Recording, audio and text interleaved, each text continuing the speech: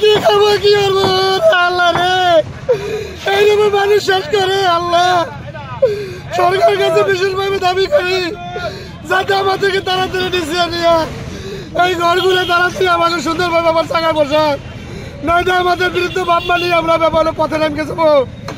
আমরা কোনো কিছু করে খাইয়ে বাঁচতে পারবো না। মেহরবানি করে সরকারের কাছে দাবি করি যাতে আমাদেরকে তাড়াতাড়ি আমাদেরকে এই ঘরগুলো যাতে আবার সুন্দরভাবে আমরা উঠাইতে পারি, আর আমাদেরকে একটা পুনর্বাসন দিয়ে আমাদেরকে একটা অনুদান যাতে সরকার দেয়। গাড়ি চালাইছে এটা অবৈধ, আছে ফুটপাতে দোকানদার এটা অবৈধ। এই দেশে বৈধ কোনটা সেটা আমাকে কইতে হবে। এটা এই দেশে সরকার কোক যে এটা বৈধ, আমরা কই যাবো? আজ আমাকে এই অবস্থা আমাকে যাবো কই? আমাকে তো বউ বাচ্চা আছে, ছেলে মেয়ে আছে, মা বাবা আছে, ভাই বোন। আরে এই যে আগের তারিখ আগুন লেগে পুড়িয়ে গেছে আমাকে, আমার জীবনটা এই যে 18 বছর ধরে আজ 18 বছর রাখতে লাগছে, এটা কোনো সমাধান বলতে নাকি? গ্রামীণ ব্যাংকে তো লোন উঠেছে, লোনের কিস্তিটা দেবে কিনা আমাকে?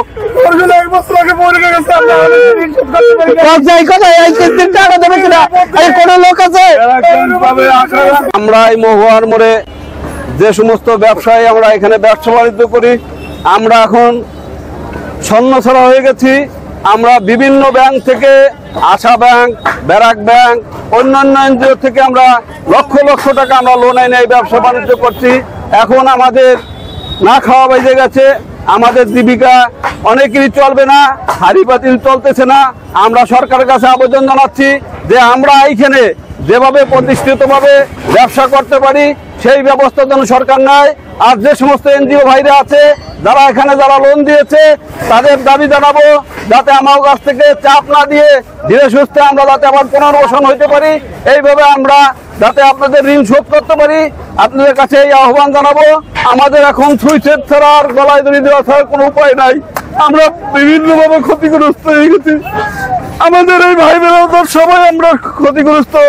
অনেকে এখন গাঁজা খাবে, অনেকে সন্ত্রাসী করবে, এই করবে, এই চা বেচা, কেউ হোটেল কইরা, কেউ মিষ্টির দোকান করে এই চা ব্যবসা বাণিজ্য করে তার জীবিকা নির্ভর করছে। এখন কি করবে এরা?